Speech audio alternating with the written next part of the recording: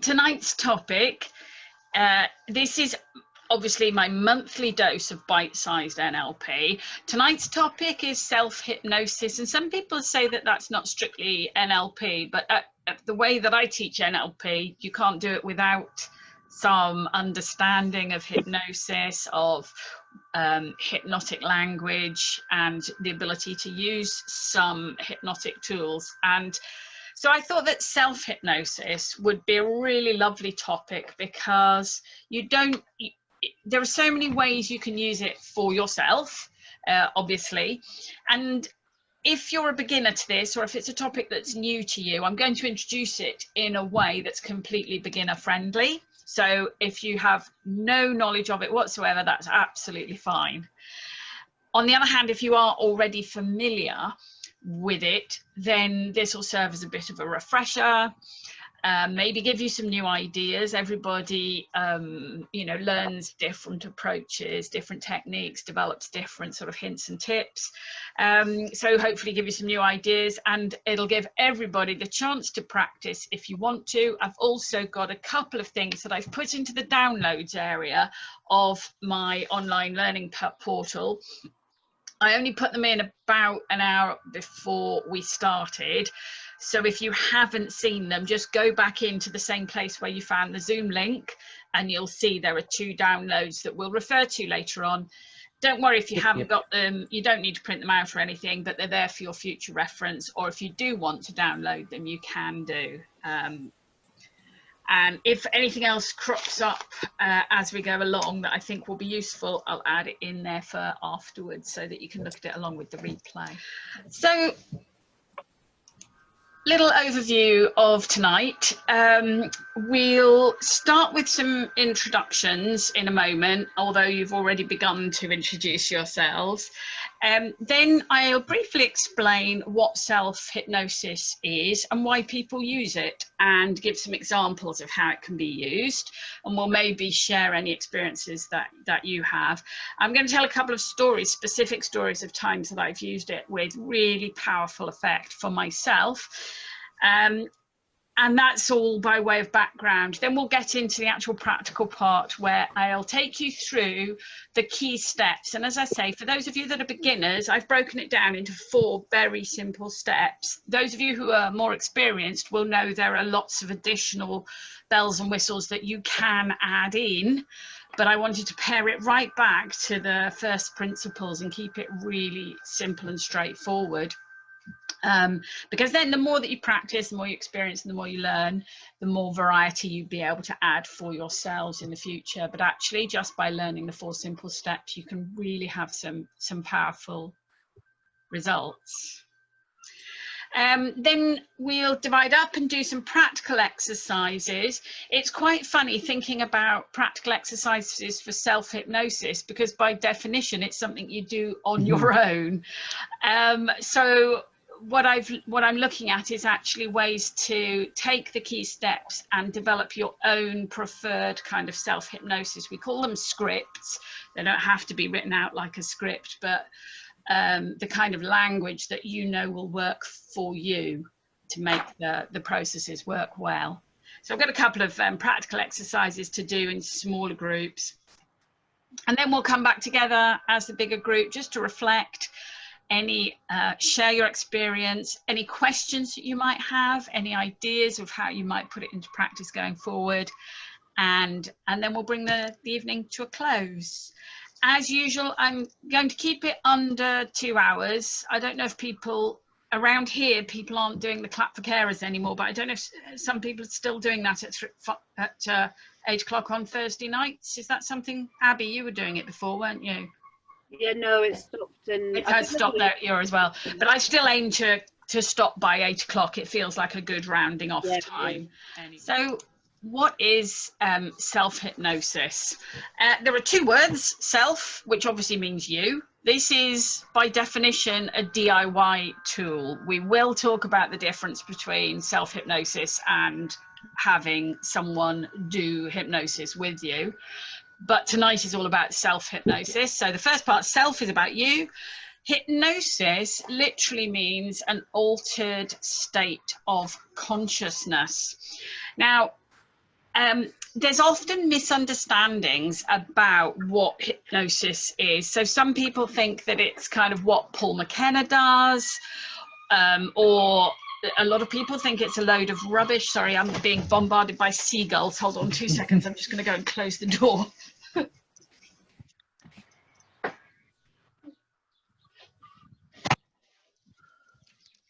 Right, sorry about that.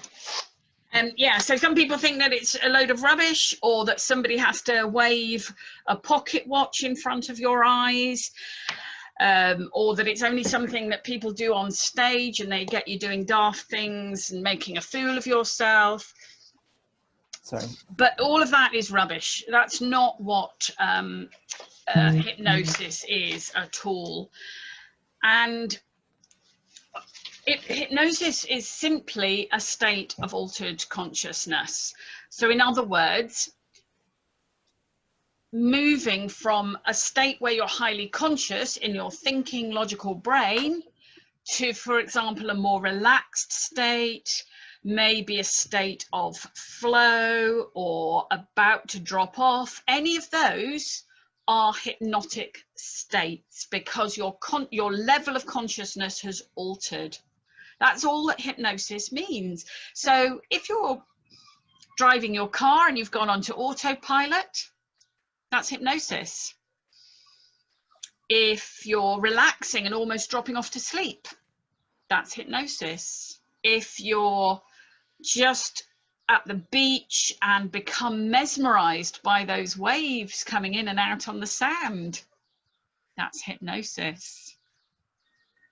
And actually that word mesmerized literally means hypnotized. The word comes from the name of one of the first hypnotists before it was called hypnosis, a gentleman, a doctor actually, called Franz Anton Mesmer.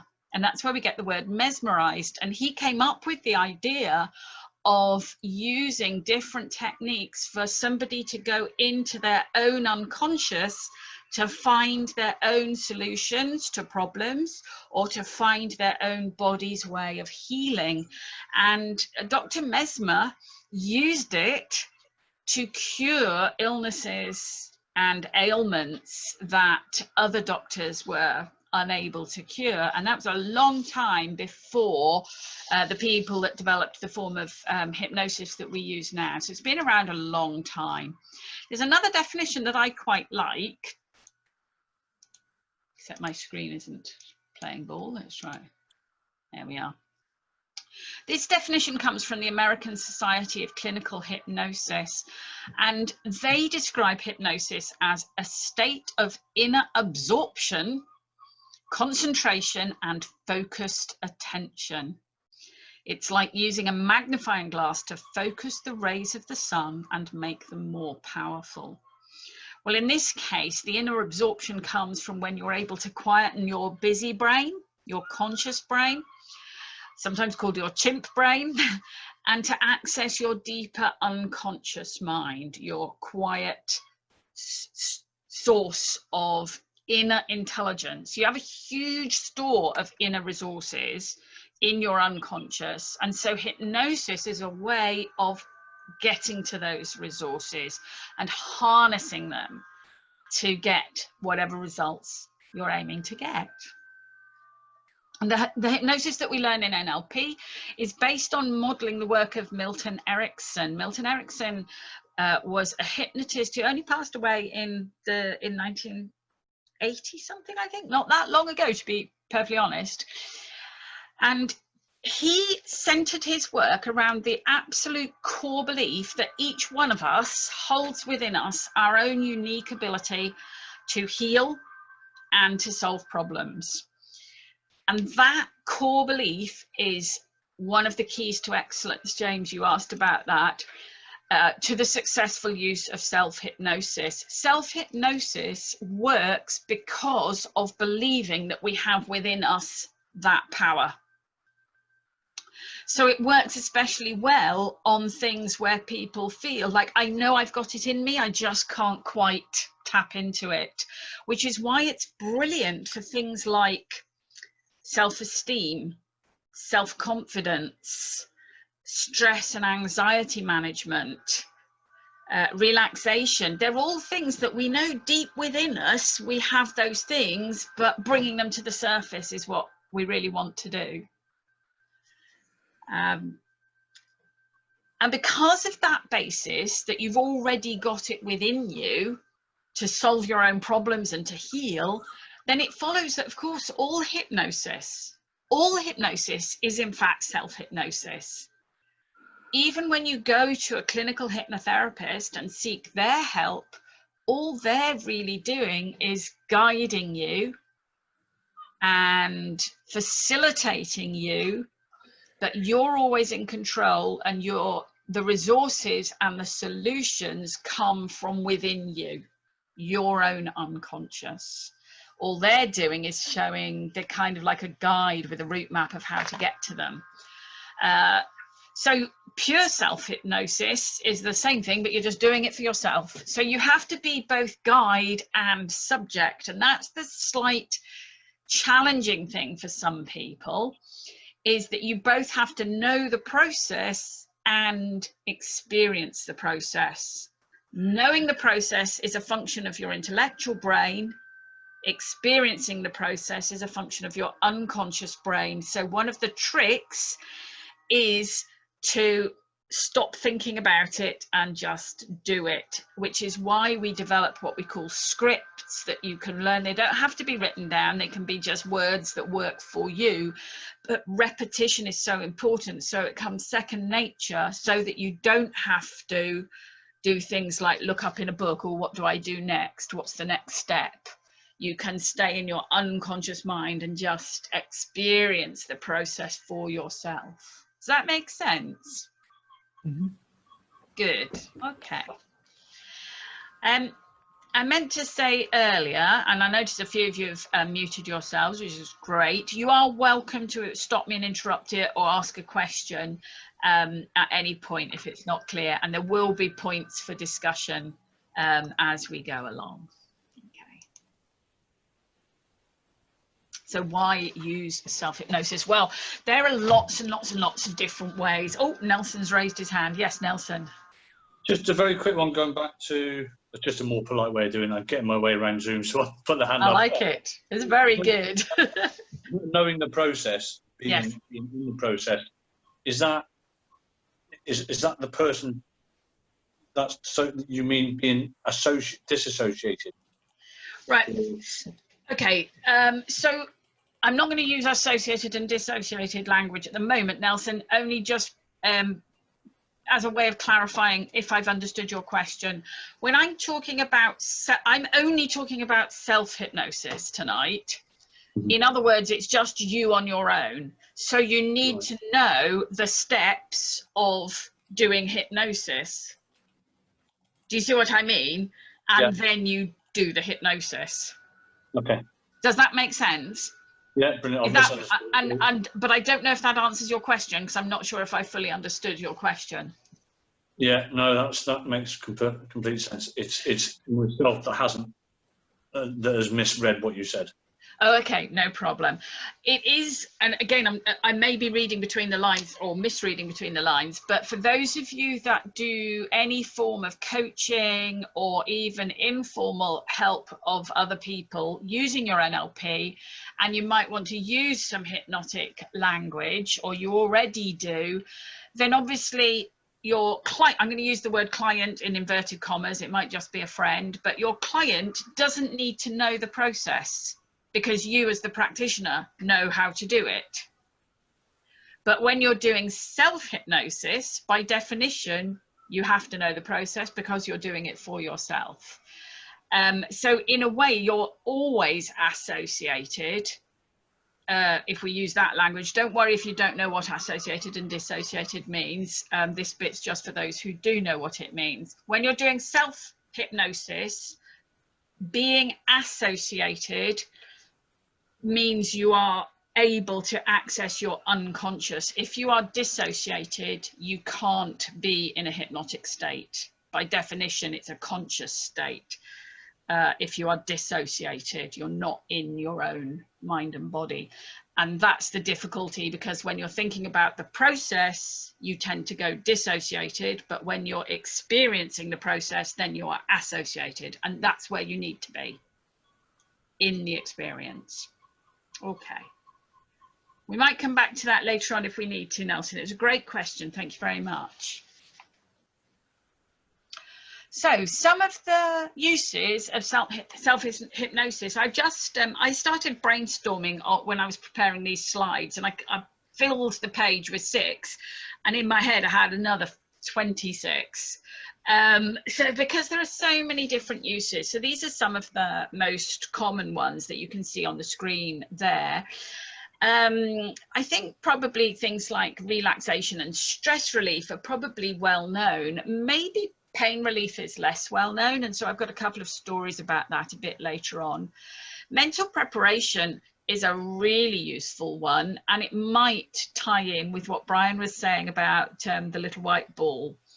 So if you're a golfer, and I'm not, but if you're a golfer, and if the little white ball kind of gets the better of you, even thinking about it puts you in a state that is not your peak performance state, then self-hypnosis could be really useful to mentally prepare yourself to think about the challenge of the little white ball in a different way, in a way that is full of confidence, at your best, using your brain and your body at their peak, channeling yourself, whatever it is that you need. So mental preparation is great. I know people who've used it, for example, for sitting tests or going to interviews, or even just doing a difficult phone call that they're not looking forward to, or something like that.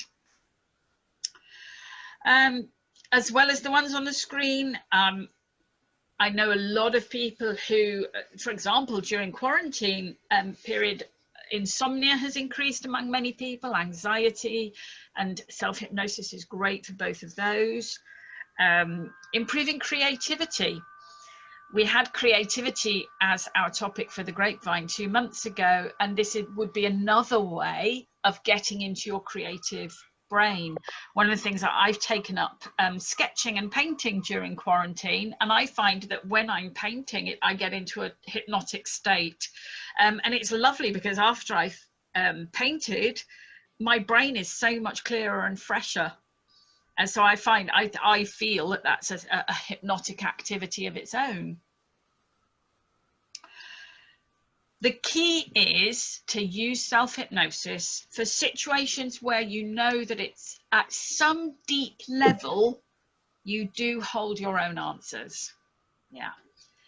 If you have that belief, you've already increased your chance of success. If you have a measure of self-doubt, that's still okay. Doubt always leads to possibility. If you're adamant, no, I don't have the answers, guess what? You won't be in a good place for hypnosis. So anywhere from doubt to confidence that at some level I have the answer inside me, that's suitable for self-hypnosis.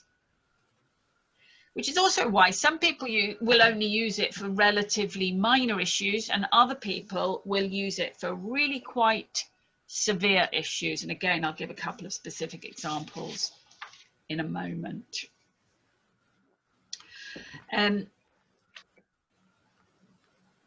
There is an overlap with a number of different techniques. You'll recognize crossovers with things like meditation, mindfulness, any repetitive focused activity. So for me, painting, but something like swimming, running. For some people, computer game playing can induce a hypnotic state. Whatever, anything that's a pleasurable, repetitive, focused activity can induce self-hypnosis, so your brain can be in a good state for problem solving. So there are lots of other methods as well. But whenever you want to turn inwards and find your own inner resources, rather than seek help or a solution outside of you, when you want to seek it inside of you, then self-hypnosis can be a great option. I want to talk about a couple of personal experiences of mine, one quite a basic, it says 3 on there, but actually I realized that number 2 just overlapped. It was a very similar one to 1 and 3. So I'm just going to give you 2 examples. Staying calm. I had a quite, well, very severe dental phobia for a very long time, to the extent that I didn't go to the dentist for more than 30 years. Okay, that's how bad my phobia was. And unsurprisingly, I needed dental treatment. So the first stage was to cure the phobia, and I used NLP, phobia cure technique, which is a topic for a whole different occasion, to overcome my phobia. Phobia is an irrational fear. But then when I needed dental treatment, I still had a normal level of anxiety and stress. But because I hadn't been to the dentist for 30 years, I didn't know what to expect. And I wanted a way of staying calm while I was having that treatment. I'd dealt with the phobia, so I got as far as the dentist's chair, but I still wanted to stay calm. And I used my self-hypnosis to stay calm all the way through my treatment. And in fact, so much so that my dentist, I told him beforehand that I'd had a dental phobia, and afterwards he said, hang on a minute, didn't you say you were the patient with the dental phobia? He goes, I don't think so. I don't recognize any sign of phobia in you. I said, well, actually, that's because I'm using self-hypnosis to stay calm. And that was really useful for me. Anything that you're anxious about, then the calmness self-hypnosis can be so helpful just in that moment.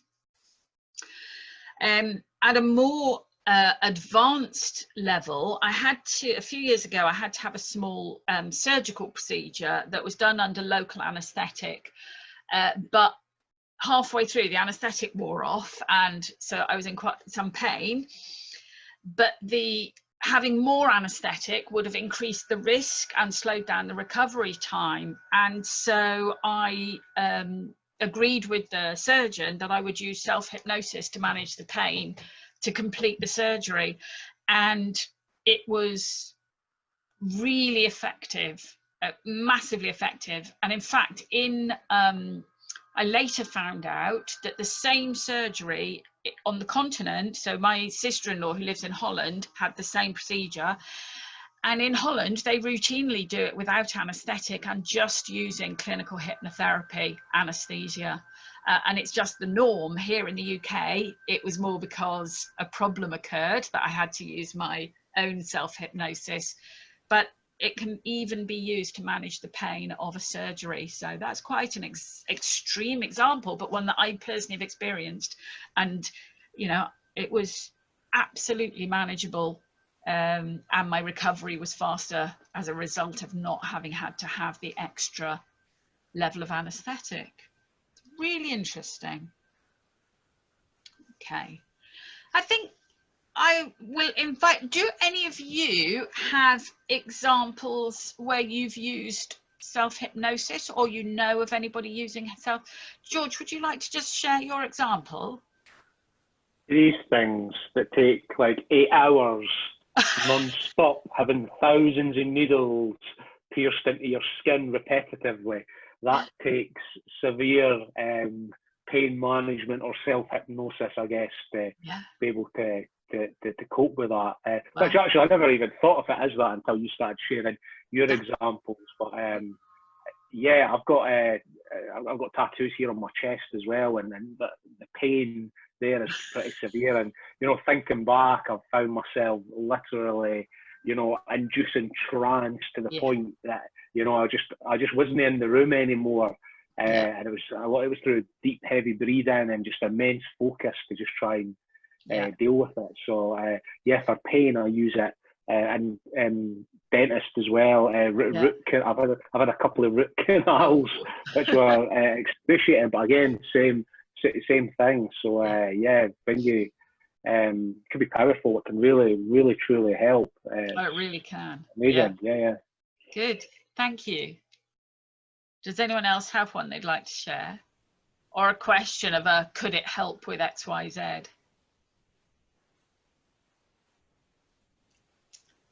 Okay, let's dive into the how. Using the simplified approach that I'm going to work with tonight, there are 4 steps, and even then only 2 of them are actually the hypnotic bit. So, but I'll go through them in order. The first step is preparation. So this is a matter of thinking about what goal am I trying to achieve with my self-hypnosis.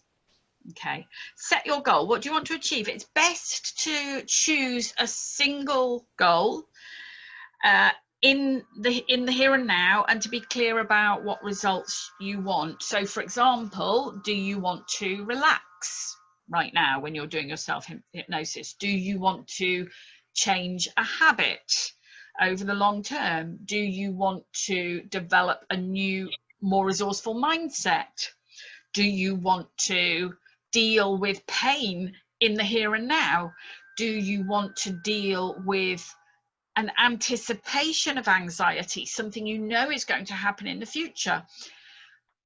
All of these, it's a matter of choosing for any one session of self-hypnosis, choose one goal.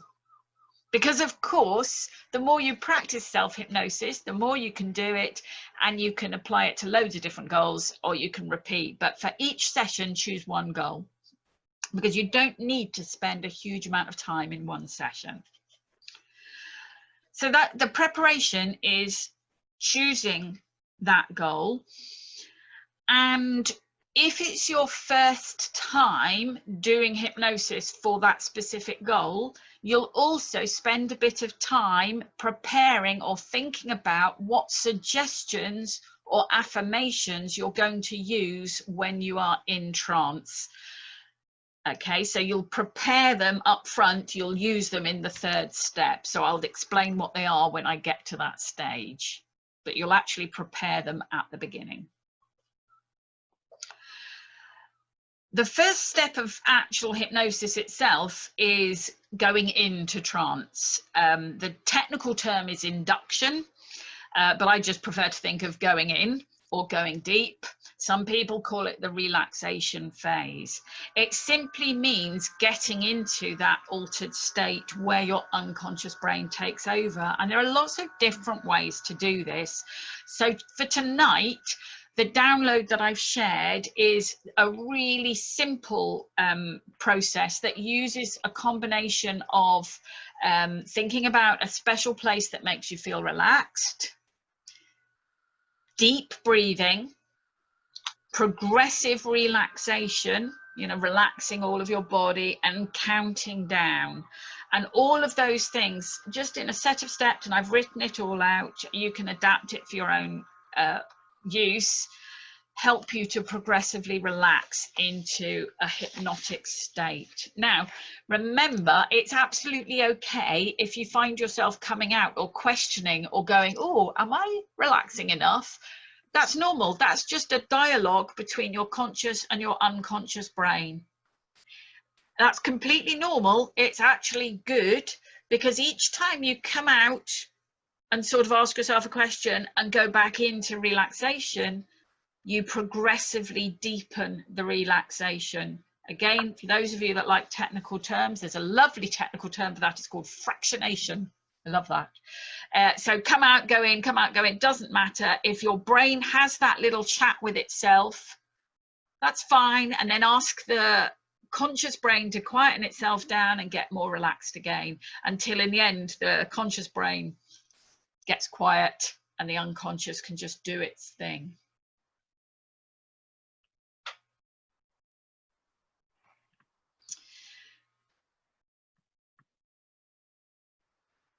Then, when you feel yourself as relaxed as you choose to be, the normal way, or the simplest way, the way that I'm going to recommend, is that you then simply repeat a couple of your chosen suggestions or affirmations. Suggestions are things that aren't yet true, but that you want to be true. So you might say something like, I am going to handle this exam completely calmly. Yeah, That's a suggestion to your unconscious mind. And an affirmation is more of a universal truth. So, you know, I am a calm, confident person. I am capable of learning. They're very close, they're very similar, and I wouldn't worry about the difference between the two of them. The important thing is that you choose suggestions or affirmations that really work for you. Now, one of the downloads in the portal that I've offered you there is a few suggested affirmations for a variety of different objectives. So I think I've included some, for example, for healthy eating. I think I've included one for pain management. I can't remember. I haven't got that on my screen, so I can't actually see. One of you, relief and yeah. Did one of you say that you were interested in self-hypnosis for procrastination? Yeah, that was myself, Madeleine. That was yours, Nelson. Yeah. Could someone who's got the list on the screen see whether I included some for procrastination? Are they still in there? No. They're not. That's okay. Not I've got a specifically, whole yeah. list. I'll update the document later on, and I'll include some for procrastination. If there's any other specifics that you want me to add, let me know. But I'm going to get you to let me know after you've done the practical steps, because it's even better if you come up with them for yourself. Yeah. So, for example, for me going to the dentist, I chose simply 3 little sentences, and I just repeated once I was breathing really deeply and calmly and really just focusing on my breathing. I simply repeated to myself, I am safe, I am calm, all is well. I am safe, I am calm, all is well. And it was just lovely. Even now, I mean, that was quite a while ago, a few years ago, that I overcame my dental phobia. But even now, when I say those 3 things to myself, I can feel myself getting back into that hypnotic, relaxing state. So that's the other thing about learning self-hypnosis. That way you can do it anytime you like, rather than having to go up and like, oh, let me read a book. How do I do self-hypnosis? If you embed it in yourself, you can do it whenever you like. And you can just adjust the words. Couple of things. Your suggestions should always be personal. They should, in other words, yours using I. Yeah, it's got to be about yourself. They should be in the present tense. So not I am going to be well, but I am well. Yeah, I am safe. If it's for a thing in the future, you can still talk about it in the present. So I am developing the confidence I need for next Tuesday, or whatever it is, if that's when your exam is, or I tackle all exams with confidence. Do you see what I mean? It's now, it's not a future thing. That really helps to bring it to life. They need to be positively stated. In other words, describe the affirmation as what you do want, not what you don't want. So if, for example, I think I'd put in some about healthy eating. Don't do an affirmation that says, I never eat chocolate and red wine. Yeah. Do an affirmation, because that would be negatively stated. Guess what? All your unconscious mind will hear is chocolate and red wine. Yeah, exactly. Choose a positive one. I choose nutritious, healthy food. I only eat enough to meet my body's needs. I'm satisfied with healthy portions. That kind of thing. Yeah, so stating it positively. These are the 4 P's. So personal, present, positively stated, and pleasing to you. They've got to be appealing and attractive. They've got to be a desirable affirmation, one that you find compelling.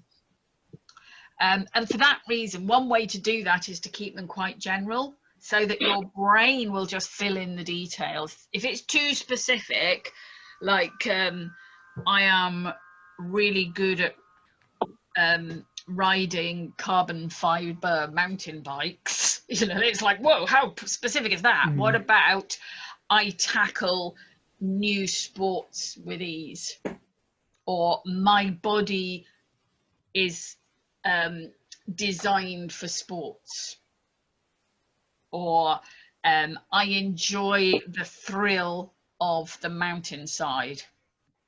Yeah, keeping it general and letting your brain fill in the details is really, really powerful, because very often you don't know the detailed answer. If you did know, you probably would be doing it already, but your unconscious mind knows. Okay. Let's do a really quick example. Has anyone got a situation that they can think of, a real one, where you might like to use self-hypnosis?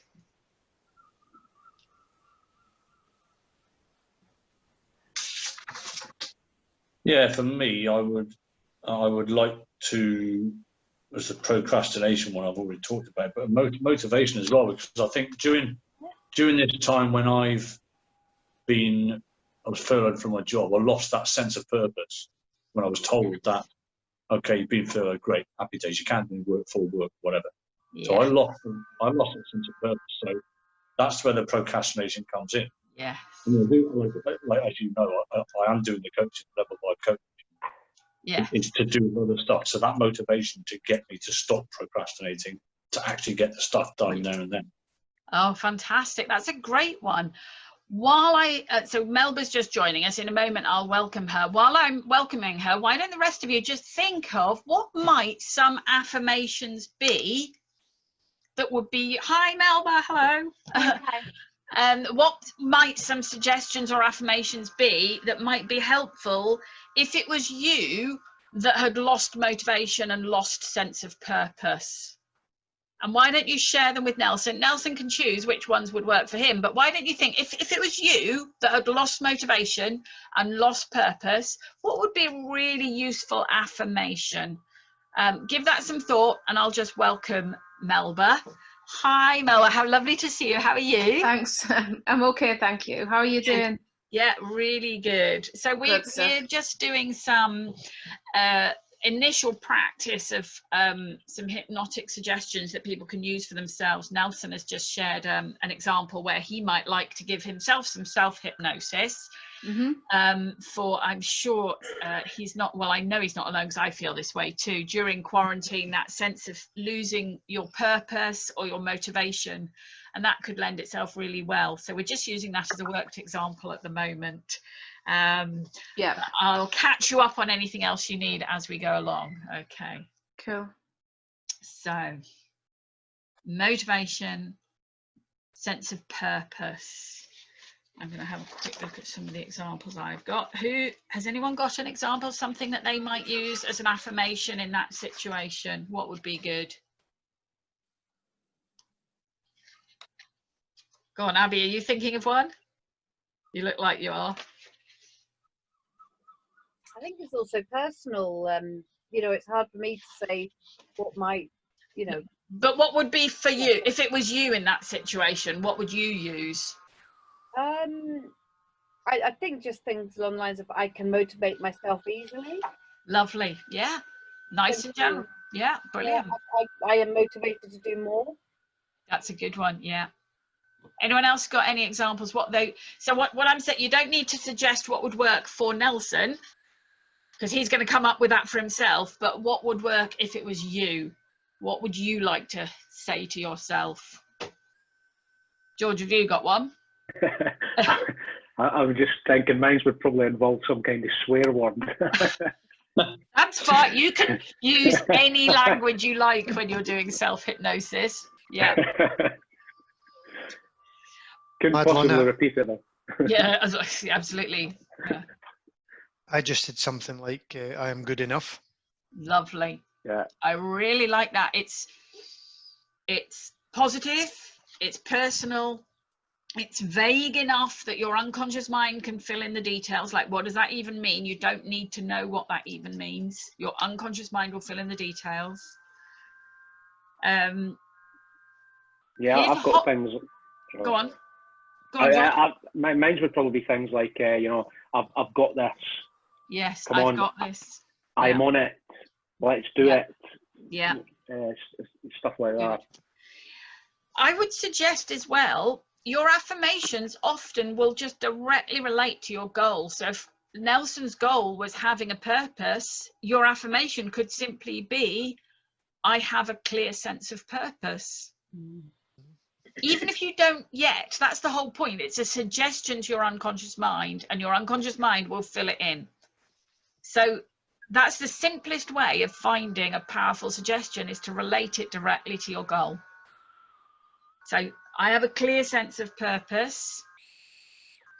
I am totally motivated. I have a complete unwavering belief in my ability or in myself. Yeah. Even if those things aren't true yet, what self-hypnosis helps you to do is to find that place within you, that deep level where it is true, but it's been knocked out of you because of life. Yeah, but somewhere inside of you, Nelson, you know, you do have that motivation, you do have that purpose. So reminding your unconscious and let it do the work. Does that make sense? Yeah, thanks very much. Did you come up with anything else for yourself, Nelson? Well, I just want to say thanks very much for what everybody else commented. It's hugely helpful. But I think taking it from that,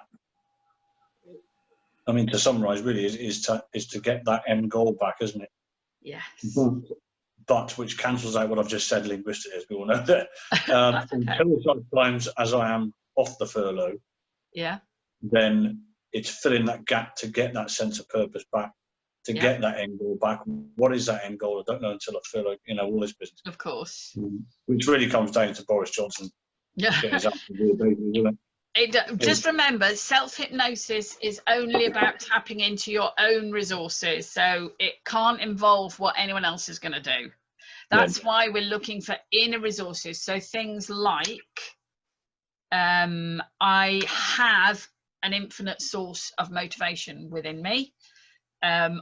Even, you know, if you don't yet know what your purpose is, even just believing in your own self-worth, your own value as a human being.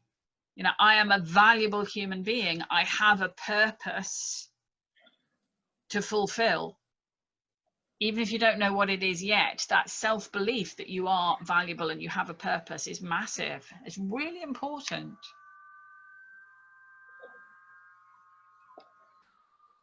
Good. So you can see how the suggestions that you give to yourself when you're in a hypnotic state will tie directly to the preparation that you did to decide what is my goal. If you don't have a goal, there's no point in doing hypnosis, because well, there is a point. You'll just have a nice relaxing time, but you won't get the best out of it.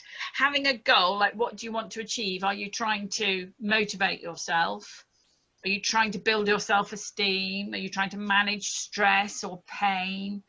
Are you trying to change your eating habits? Are you trying to be creative? Whatever it is, be clear about that goal. Go in to your unconscious through relaxation progressively, then give yourself those suggestions. It's normally only 2 or 3 sentences, not much more than that, because you have to be able to remember them. And the key is repetition. And it's a funny thing. People always ask me, how often do I have to repeat them? The answer is you'll know. You'll know for yourself. Sometimes you only have to do it once. Sometimes you have to do it several times. Sometimes you have to like repeat it 5 times on this session and then give yourself another 10-minute self-hypnosis tomorrow or the next day or the next day. You know, you'll know. There isn't a prescription that says do it this many times. And it will also depend, like for me, when I was in the dentist's chair, I repeated my I am safe, I am calm, all is well for the whole 45 minutes or however long the treatment took. But then I don't need it again. But for a different thing, I might want to just repeat it 2 or 3 times, but then come back and do it day after day, say if it was a new habit. So you'll know. Okay. Just to let you know, sources of affirmations, the best affirmations are ones you make up for yourself.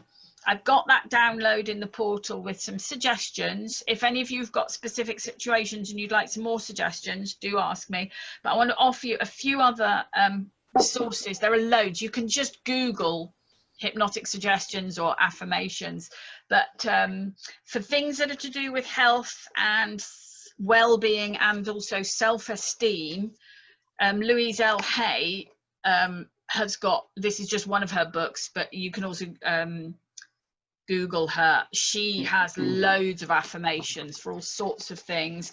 There's that book, You Can Heal Your Life, or one of the things I really like, this is a little pack of cards, if you see that, called Power Thought cards, and just picking one completely at random. So just pick one out of here. Oh, I love this. Obviously picked it for me. Here's one. It just says, I am at peace with my age. So if you were struggling with the aging process, for those of us women at a certain stage in our life, for example, or if you feel too young compared to what's going on, then maybe some self-hypnosis that says, I am at peace with my age. There's another one just next to it, I am at peace with my sexuality, or I am at peace with my color. You know, that's another way of going it. So that's another source of affirmations. There are loads of others in here. I like this one, I see clearly. Imagine that being good for some people. If you've got any books or sources about mindfulness, this one is just I think it was a free gift with Women's Health magazine, Mindfulness Manual. They often are full of affirmations as well. So having said that, now I can't find one by just looking through, but yeah.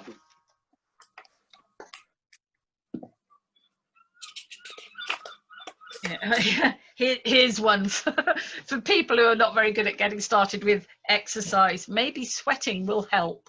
I like that. Yeah. So there's a few different examples. So there are loads of sources, but the best affirmations are the ones that come that speak to you.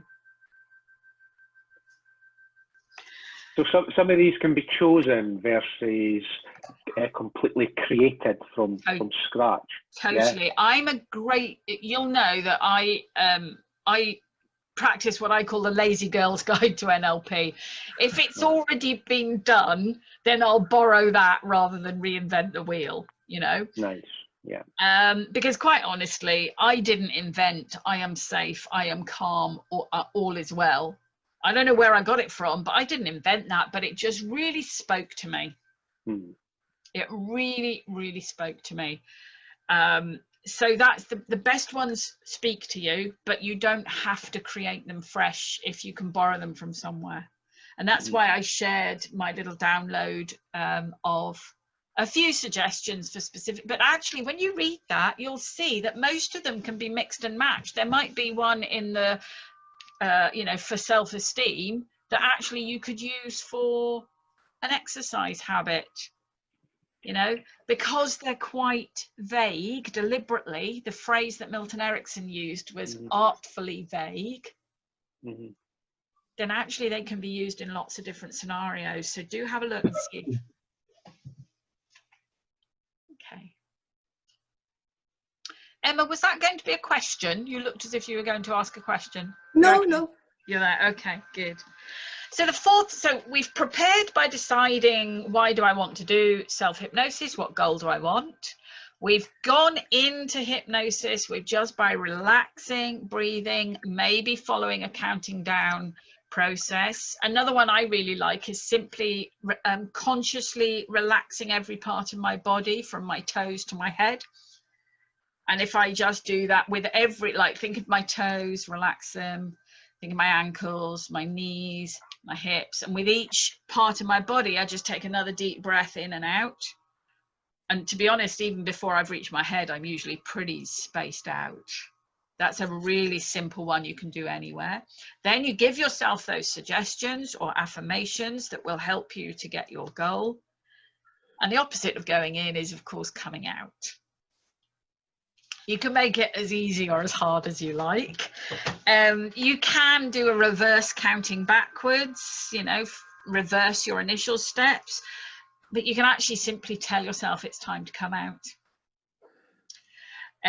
You will automatically come out if, for example, if there's an emergency, because your unconscious mind its job is to keep you safe. It will always alert you if you need to come out of trance, and that's another thing that is why you're always in control when you're doing hypnosis. Your unconscious mind is always going to keep you safe and always make sure that you're hello, what's going on there? That's it. Oh, well done. Brian has shared in the group chat a link to that little pack of cards. That was very impressive, Brian. Thank you for that. So that's yeah, brilliant. They're a super set of, whether it's just for yourself or for those of you that work with clients, they're just really lovely. Okay. Just before I move on, I've used graphics of waves quite a lot, and there's quite a lot of NLP hypnosis talked about waves, and there are even wave techniques. One lovely self-hypnosis for those who love, if you like the beach, is to just picture yourself at the wave line and imagine waves, just really gentle waves, coming in and washing out again, coming in and washing out again. And for the going into trance, you can just time your breathing and relax yourself, make the waves really slow, coming in and washing out. And then for the suggestions, particularly, for example, if you've got some anxiety, you could imagine yourself writing your anxiety in the sand and then watch the wave come in and wash the words away.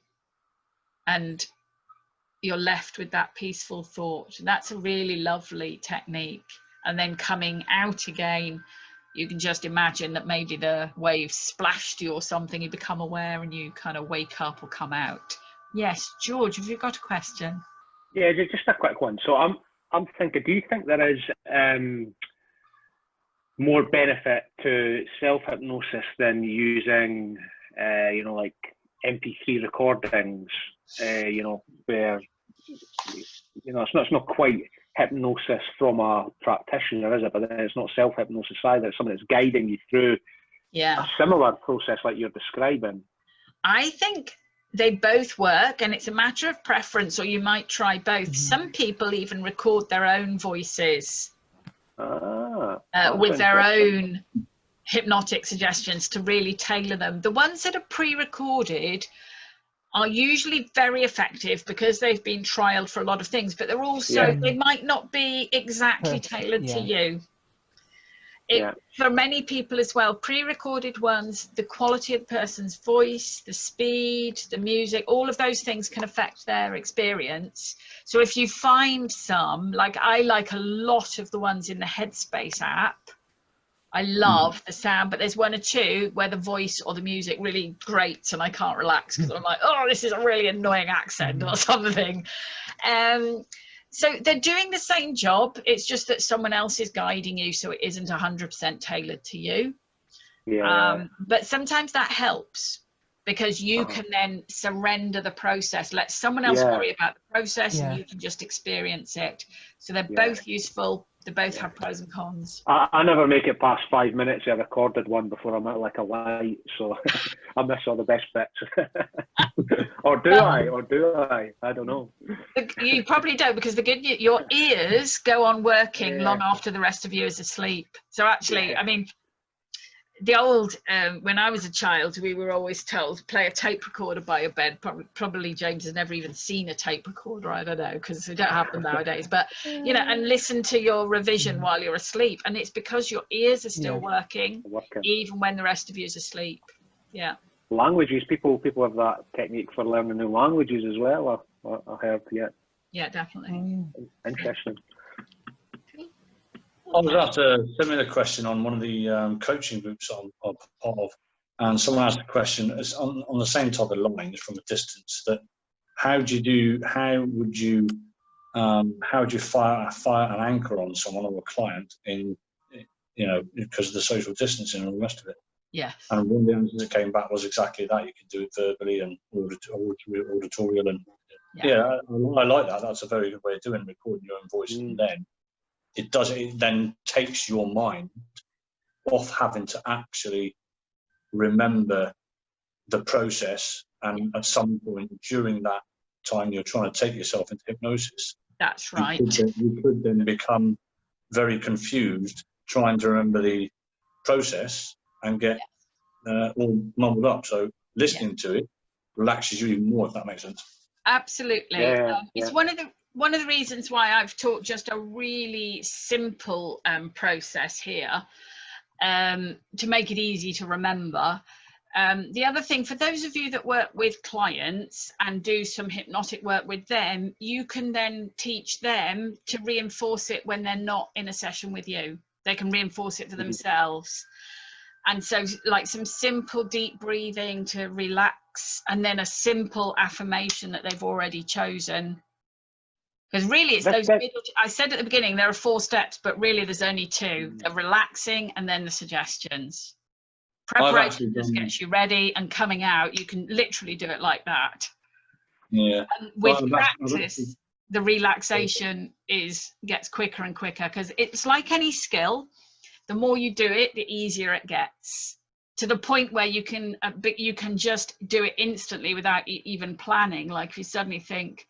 So I had a situation the other day where we had some people who were not observing social distancing, and I'm very I observe it very rigorously because Phil is in a high risk category, and it was really stressing me out, but there was nothing I could do about it in that moment. And I just instantly went into the okay, relax, remind myself I'm safe, I'm well, and as soon as I can get out of this situation, I will do. And it really helped me to not, get all, Yes, Melba, you got a question? Yeah, it was just to say, you know how you said repetition is the key? Yeah. So do you mean like repetition within that hypnosis, like you hear it 7 or 8 times or whatever number? Or do you mean it's about doing that hypnosis on yourself and like doing it again and again over months or years or whatever? What a really, really good question. The answer is it will depend on what your goal is. So, for example, in that moment when I got caught in a crowd, my repetition was just in that moment, keep saying it to myself, I'm safe, I'm okay, and I will get out of this as soon as I can. But I never have to do it again. But in that moment, just keeping myself repeating it. Whereas if my goal was, for example, to develop a new habit such as healthy eating, then I would want to do it day after day after day, or as long as it takes to embed it. So the answer is it depends. I think it's probably just before you came in, actually, I was saying to people, that how do you know how many times to do it? The answer is you will know. And it'll depend. Yes, sorry, did you want to follow up another question to that? No, that's good. I think I'm thinking of it within a context of like a recurring experience where I want to change my behavior in that experience. So I think what I'm getting from what you're saying is, create one message and then repeat it every time I have that experience type thing. Yes, absolutely. And repeat it 2 or 3 times or 7 times, or what feels right in that moment, but also repeat it each time you have the experience, because what you'll actually find with repetition is that just having the experience in the future will begin to trigger the hypnotic state, the calm state, if you repeat it enough. It's what we call anchoring. And what you'll do is, if the experience at the moment creates an unpleasant or undesired reaction, but you use self-hypnosis to put yourself into a relaxed or calm or whatever it is, a desirable state, the repetition in time will overwhelm what was there before. Yeah. And would you wait until you're in the stressed, triggered environment, or do you need to do it when you're not in the stress triggered environment, if you like? A really good example, really good question. I recommend, if you know that that trigger is going to happen in the future, I would do it 2 or 3 times before. So one of the examples I gave earlier about how you can use self-hypnosis is for preparation for an event. So, and one of the examples I gave was like, say, an exam. If you know that exams always stress you out, don't wait till the exam. Start now, choose some suggestions. Think, so I'm going to use an exam. I don't know if it's the situation, it's, you know, obviously not the situation you're thinking of, but hopefully there's something comparable for you to understand. So if I know that I'm going to have exams and I know they stress me out, if I start now and choose some affirmations like, I face exams with calm and confidence, even in the exam pressure, I can stay cool, and you make it as if it's already true. And repeat those, or whatever your affirmations are, repeat them to yourself now. Then by the time you get to the stress arises, you'll go into it like that. You won't have to go, oh, what were my affirmations again? Because as soon as you have to think about it, it's not in your unconscious. So practicing beforehand will make it easier. When it arises for real, you'll automatically remember to do it. Okay, cool, got it, thank you. So you can, I guess there's both question. Good. Okay. I suppose you can do some creative things as well with, off the back of what you're saying, Madeleine, right? You know, like on your screensaver on your phone, you can, you know, put your affirmations, you can have reminders coming up before certain trigger stress events to just, you know, what's the stuff you could do with technology around that, right? Yeah, definitely. It's very interesting. There are lots of good uses. I mean, some people have hypnotic apps on their phone. There are lots that either have specific messages that they can play to themselves, or even just sounds that help them to calm down, that make them a bit hypnotic, like meditation sounds or whale song or something. So yes, you can really be creative, but what I like is if you have the ability also just to think of something in the moment, if you can't plan for it. So like in the situation I was in the other day, being surrounded by people who weren't socially distancing, and I was really uncomfortable, and I hadn't planned or prepared for that, but I was able to just go into that relaxing, stay calm, breathing, and repeat some empowering affirmations to myself to manage my rising anxiety levels and to keep myself calm. And that was really, so again, through practice. If I hadn't practiced self-hypnosis before, I wouldn't have been able to do that. So it's worth practicing before you need it, or practicing on something else. You know, it really is such a useful tool to have, and it takes very little time as well. I think on the repetition side of things, just listen to what the two guys were saying then. The repetition, if you then work upon yourself and get it firmly planted into the unconscious, it then becomes a routine, which then is just automatically the norm for that situation when it arises. Yeah, so for those of you who are familiar with NLP terminology, a repeated hypnotic suggestion attached to a goal will become an anchor, so that when that goal arises, the hypnotic suggestion automatically kicks in. So if your goal is to stay calm during exams, and you repeat the hypnotic situation, then when the exam arises, the calm kicks in. But you'll know from the theory of anchoring, again, that repetition and attaching that state to that trigger is essential. For those of you that don't know about anchoring, don't worry, you don't need to. Tonight we're talking about self-hypnosis. That's the important thing. Okay. It does just feel like an internal mental anchor. Yeah, absolutely. You know, so what I'm going to invite you to notice is that anchoring came after hypnosis. Hypnosis existed. Well, Franz Anton Mesmer was working in the early 19th century, and he actually says that he didn't invent any of his techniques, although no one quite knows where he got them from. But there's evidence that even I was going to say Aristotle, but it may have been Plato. But anyway, one of those ancient Greek philosophers worked with techniques that are very similar to what we now call hypnosis. And anchoring came about from modeling people that were using these techniques. So yes, but so anchoring came afterwards, but it's based on exactly the same theories. Yeah, but I like the way you describe it as an internal anchor. I love that. That's a good description. Interesting, yeah. Yeah. Okay, so I'm going to invite you, because tonight is about practice as well. Got a couple of suggestions. It's quite funny because self-hypnosis, by definition, it's something you do for yourself on your own. It was quite funny to think about how would we practice in a Zoom.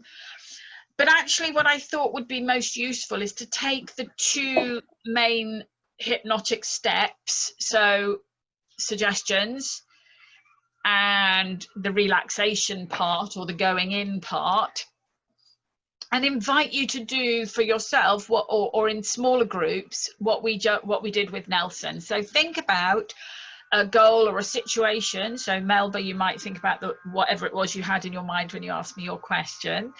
For example, Brian might think about the little white ball or whatever, and write down or choose from the list in the handout some suggestions or affirmations that you think would really work for you.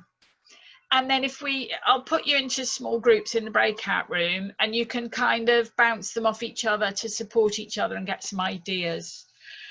So you could do that part, the suggestions bit, or you could do the relaxation bit. That could be about looking at the handout I've given you, or you might like to just reflect on what would be another way that would work for you of getting into that relaxed state, and just to think about different methods that work for you. And then the third choice is do both, do the whole thing. Let us just spend the last few minutes reflecting. So how did you get on in your breakout rooms? Anything arising that you'd like to share or to talk about, or any questions? Yeah, I had an interesting chat with Emma. Yeah. About we both worked on the procrastination one, and I was getting a handle on the 4 Ps, because you pointed it out for me, because I didn't even know it was on here, about the personal, present, positive and pleasing. Yes. And I think Emma came up with some decent ones that we went through for her pain relief. Oh, good. Yeah. Good. Yep. We had one James helped me with, because I wanted to work on my being able to run a half marathon again, and I've done it before, and I was saying, I've done this and I can do it, and he said, well, what about keeping it in the present? And we came up with, I am capable of doing this, which is, sort of, I know I'm capable because I've done it before, but I don't. Or it's within my ability, or yes, like words like that. Yes. Yeah, which worked really well for me. So I like that. That was really handy to think about, keeping it into the present and the future, not thinking about the past in it. Oh, that's really good. And it's a great example of where you have already at some level got it inside you. So self-hypnosis is great for that. Yeah. And I guess one thing that sort of came up for me that I sort of appreciated in the sample suggestions was that it was for the self-confidence one,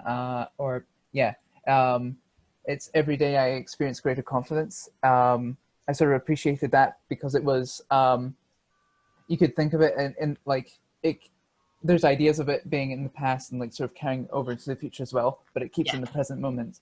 I just thought that was just really clever, and I sort of really appreciated that. Sorry. Good. No, it's a great point actually, James, and it works for a lot of other things as well. Things that are sort of progressive, you know, you're not there yet. Yeah. But appreciating that you've come, you know, you're better than you were yesterday, and you can be better again tomorrow. And actually, it doesn't matter if there's the odd hiccup. I agree. Yeah. No, I'm really glad that one worked for you, James. That's super. Yeah. Oh, I think my I've camera lost your stopped video. working. Yeah, but you can still hear me, right? Yeah, Yeah. you can still hear you. Yeah. Yeah. Melba, you've got your hands raised. Is this a question you had? In fact, I'm doing this from my phone, and my phone's getting quite warm, so I'm actually just going to disable my camera if that's okay. Yeah, no, that's no problem. We can still hear you. So, Melba, did you have a question? Thank you. Yeah, so I was just saying I was having a good conversation there with Brian, and we ended up talking about how to add like a visual or sort of physical thing into hypnosis. So that was really nice. So what I was describing is a situation of like feeling stuck and obligated and just like wanting to leave. And then so one affirmation would be I'm free to go, empowered to do what I wish and all that kind of stuff.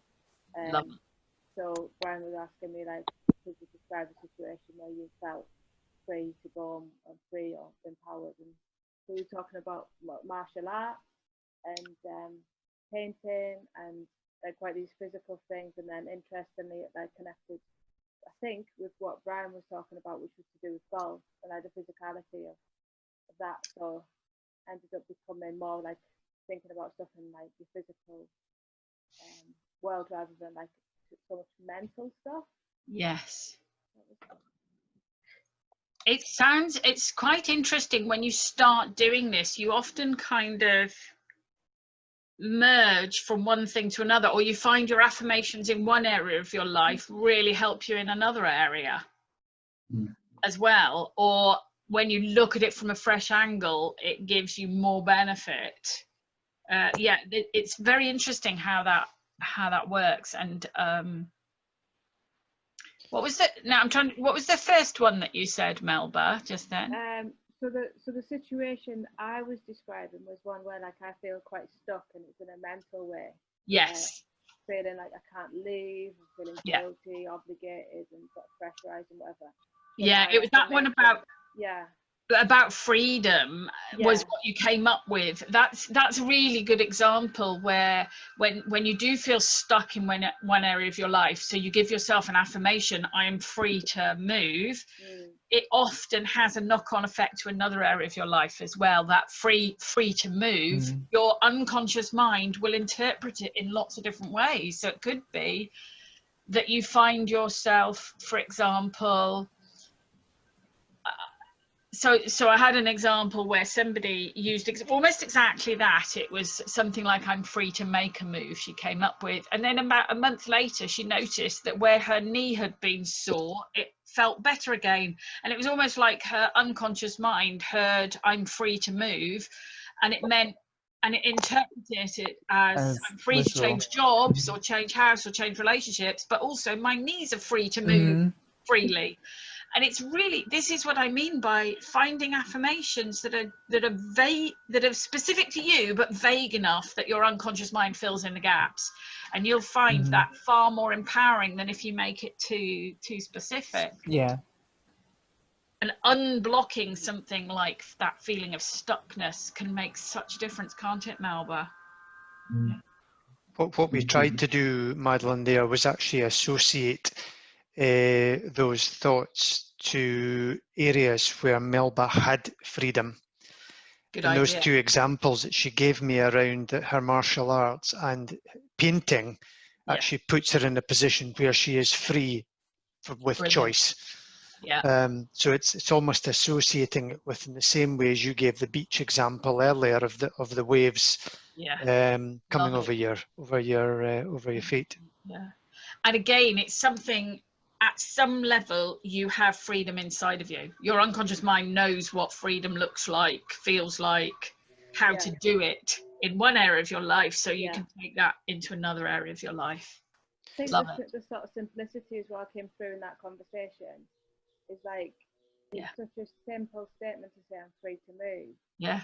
I'm free to go. I'm free to move, whatever. Wow. Like, you can't possibly argue with it, with Yes. yourself. Yeah. Because of course you're free to move. Like, but Yeah. sometimes you get stuck. So Yeah. it's good to know if when you're stuck, just say, I'm free to go. I'm free to move. That's so simple. And often the most simple is the most powerful as well. And it's what you need to hear, you know, and then your unconscious mind will act on that. Brilliant. I love it. Thank you, Melba. I think, Nelson, you've got your hand up. Did you have a question? Yeah, it's just based on what Melba just said and one before. I take it, I really agree with that. It's such a brilliant one. It pretty much lifts that restriction, doesn't it? Yeah. You can breathe. You can get it out. I think that's brilliant. The other one was when I was having a chat with Emma. Is I had one for procrastination. Oh yeah. I can see light at the end of the tunnel. And Emma said, "Is that a present or is that a? I think it was present or Yeah. now." Well, I suppose I take it that could mean either. But if you don't see the light at the end of the tunnel, then it's not really a present, is it? Yes. So what a great question. Well challenged, Emma, by the way. So I can see light at the end of the tunnel is in the present, but of course the one thing that could still hold you back is how long is that tunnel? So maybe using a bit of what James said about every day I'm making progress or every day I'm getting better or something, maybe it's I can see the light at the end of the tunnel and every step I take is getting me closer to it. Something like that. Mm-hmm. Because otherwise you could see the light at the end of the tunnel forever and never get there. Do you see what I mean? Mm-hmm. Yeah. Yeah, but that's a great one. Yeah. Brian, you've got your hand up as well. I had a brainwave. Oh, and excellent. It came to light when Melba's daughter appeared in the frame. And actually, it got me thinking about something that Carl Morris, the sports psychologist, was talking about the other day on one of his podcasts. He says, think back to when you were a child. He said, you had no inhibitions. So we were actually talking, the two of us, about walking and children learning to walk for the first time and how uninhibited and free they were because they had choice to stand up, hold on to something and walk. So it got me thinking about, so my swing is like the freedom of a 3-year-old. Love it. Yeah. Yeah. I really like that. Yeah, I mean, the possibilities that are with us as a child are often a really good source. One of the ones that I use quite a lot in different scenarios is I embrace mistakes and learn from them. Because one of the things a lot of us do is we think we've got to get it right first time or be perfect.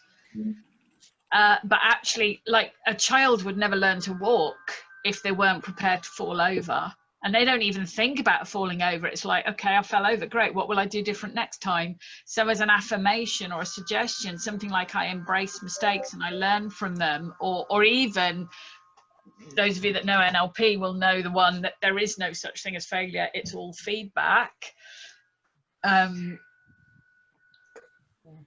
They're just very freeing, you know, releasing your inhibitions, because inhibitions are a product of the conscious, the thinking brain, the brain that says, don't do that, stop that, that's risky, you might look stupid, you know, you can't.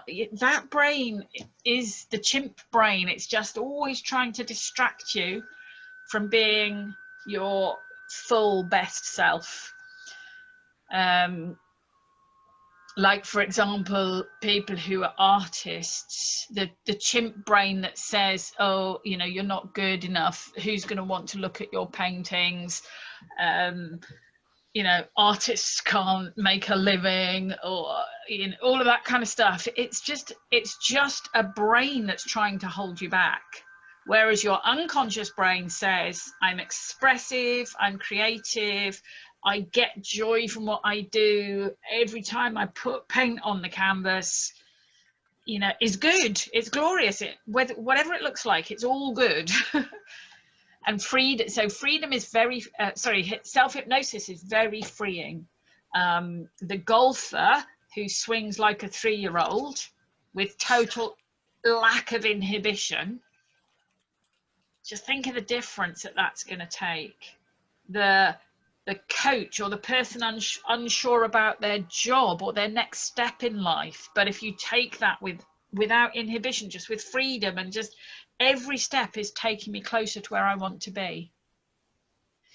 In fact, some of the very first affirmations, I can't remember the name, I want to say Abbé Prieur, a French guy anyway, invented the whole idea of affirmations. And the very first affirmation that became popular, so it's every day in every way I'm getting better and better. Yeah, every day in every way I'm getting better and better. How general is that? Like, it's completely non-specific, but it can apply to all of us, you know. And it has that thing James is talking about. Okay, the past was different, where I am right now is where I am, the future is different. It's positive, it's personal, and you can apply it to anything. So genuinely, if you can't think of anything else to say that. Every day and every way I'm getting better and better. And that's a great empowering affirmation. I think what I think one of the triggers for myself about the procrastination is, I was just saying to Emma when we had the chat, that we at home schooling my son, you know, on the laptop here. Yeah. Sometimes, I mean, it's great. He's improved twofold since the whole of the pandemic. But sitting down can be quite stressful in terms of it's the laptop that you are looking at, and it's a laptop that you come to 5 days a week. Now, for me then to come and sit back down again and on an evening, and then to do the rest of the coaching modules that I'm doing and the reflection, that's the negative for me. Yes. And that's the limiting belief that I need to get rid of in order to say exactly those affirmations that Emma and I have just gone through. And it's getting rid of that negative and putting it with the positive. So totally. I don't just realise that now when we're talking. Yeah, well, that really makes it. So here's a little suggestion, right? Attached to my computer with blue tack all the way around the screen, I've got, so I'll just show this one because it was up by my camera. I've got the NLP Beliefs of Excellence. So I've got them on little cards, but you could have your, so I've got one just next to it that says there's no such thing as failure, only feedback. That's one that really resonates for me a lot of the time. Or there's a positive intention behind all behavior. But you could have your affirmations, you could have them on your computer. So the very place that you feel is your resistance, there you'll find your best affirmation. You could strap them to your golf clubs. You could, you know, put them on your briefcase if you're going to work, and, or, you know, whatever, you could put them anywhere. You could play them, have them on your music, whatever way you're listening to music. You could include some tracks that are yourself or someone else repeating your, and then if you've got your music on shuffle, every now and again, in come your hypnotic messages. There's lots of different ways you can really make it work for you. Yeah. I think if I put post-its all around the outside of my laptop, my son would most probably take them off one by one and have to start again. So I'll do it in a notebook somewhere. And that's fine too. Or you can get him to come up with some. Kids are brilliant at hypnotic suggestions, again, because they don't feel like, they don't self-censor, you know. Uncluttered minds. Yeah, absolutely. Perfect. Okay. It's just gone 8 o'clock, so I'd just like to bring the day to a close, the evening to a close. A couple of things. So can I invite each of you to share either of these two questions? Either what have you taken away from this evening, or what did you enjoy the most? If you wish to, it's up to you. So I'm not going to pick on anyone, just, you know, just go for it.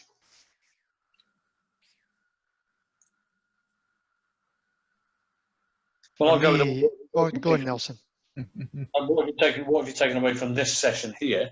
Yeah. Is my affirmations Good. to stop me procrastination and get on with it, basically.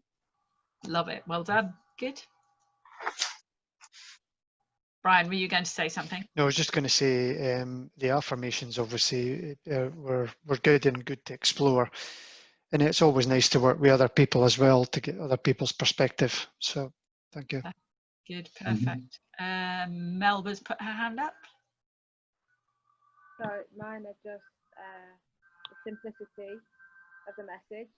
Good. And also I don't know if it's physical or kinesthetic, that thing moving, as well as, no, more towards that than mental, because I think I've been trying to solve these problems mentally for a long time. So it's just reminded me that actually sometimes to get into that space, it's like a physical space type thing. Yeah, you can't think yourself out of everything. Yeah. Sometimes you just have to get down into the experience, the physicality, as you say. Good. Yeah. Anybody? Yes, Abby. Yeah, I'd say the affirmations. I also really like what you were saying about the waves coming in and out, and using that as a and writing in the sand, and then let that wash away. I think I do a lot in my mind, my anchoring. Lots of stuff's around the sea, so it all sort of fits. It'll work well for you then. Good. Super. Yeah, just some techniques and ways to move forward, because being stuck in lockdown, I've sort of got fairly stuck, and the stuff I do actually have to do, but you keep putting it off. So to have some techniques to hopefully break through that is good. Excellent. Good. James, I can't see you, but I'm still here. Pipe up Don't worry. Yeah, and I guess again, I've already mentioned this, but the thing I've sort of appreciated most about this was the in terms of the affirmations, using words like every day or anything that brings up sort of past experience, and also bring it to the future as well, but staying within the present. Just statements like that, or that contain a lot of information like that, or connotations or thoughts. I just think that they're really clever. Yeah, brilliant. Do you know, I'm so glad you raised that, because actually it reminded me why I chose the backdrop that you can see on your screen now of the stepping stones, because I often use that as an analogy. Oh, yeah. You started on one bank and you're trying to get to the other bank, but right now you can only ever stand on one stepping stone. That's the one you're on. But you can look back and you can look forwards, but you're on one stepping stone any given moment. You can still make progress, and I love that that metaphor.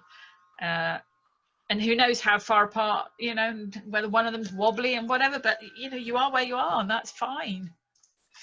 Brilliant. Okay, just to round off the day. Whoops, gone too far, gone that way, come back to this one. Just to look forward to what we're doing next month, which is on the 30th of July. The session is going to be called Decisions, and it's actually about looking at the decisions we make in our life and how they impact how we experience our life, and the fact that decisions are often we make them without even knowing we've made a decision. So, for example, there are times when we don't make a decision, and by default that is a decision. And each of us has our own strategy for making decisions. It's not a conscious thing, but it's really good to understand what process you use and how that's impacting your life, and how it affects people around you, and what process other people are using. And even to look back at decisions that you might have made earlier in your life that are limiting you, and how you can reprocess those and change decisions that are holding you back. So it's an interesting one. It's very much about how you think, how your personality is formed, how you shape your experience of the world, and how you can change it if you want to. So it's going to be online again. I'm going to carry on working this way rather than in the classroom in Edinburgh, because it just opens it up to people who couldn't attend otherwise. So this is the new normal. No matter what happens with quarantine, we're going to go on doing this. So unless there's any other questions. Madeleine, was there any feedback from the last session about opening up every fortnight? Did anybody come back with Yeah, so that proved to be very popular to increase. So I'm actually working on a way of doing it. I'm going to change the name eventually. It won't be called the NLP Grapevine anymore. That kind of only has a meaning to people who were part of my original NLP community. It's been called the Grapevine since before I ran it. So I'm going to start calling it Bite Size NLP and do more frequent little short pieces. Exactly how that's going to work, how frequent and when I'm going to start, I'm still working on, but yeah, it proved to be quite a popular idea. So yes, that's probably going to be the plan. Yeah, that's awesome. But if you have any suggestions or thoughts about that, how you'd like to see things going forward, and or especially if you've got any feedback on tonight, I would be really grateful if you would go back into the portal, and one of the modules, there's an opportunity to give some feedback. I find that incredibly useful to learn from what you're, I know what I think happened tonight, but to get your feedback is really, really valuable. What you liked, what you didn't like, what you would like to see different, any suggestions, any ideas. I really, really value that. So if you could take 2 minutes to pop in there, I mean, do it now while it's fresh in your mind, or whenever suits, that would be great. Well, thank you very much indeed. I will hopefully... Madeleine? Yes. Right, can I just say, I've been to a couple of sessions. I went to the first one face to face. Yes. I just want to say thanks to you very much, because these have been hugely helpful for me in terms of only just doing my NLP practitioner in December. I didn't really know where to go, and I found this, and this is hugely helpful for me. So thank you very much. Oh, thank you very much, Nelson. I mean, that's exactly why I run these, because I think you can be kind of cast adrift once you've finished studying NLP, or if it's something you're only dipping your toe in the water, it's hard to find ways of just accessing little bits or connecting to other people who are interested. So that was why I started it in the first place. And so I really appreciate that. Thank you very much indeed. And it's great. Have a lovely evening. Cheers. Thank you. Bye. Thank you. Bye. Thank you very much. Bye. Bye.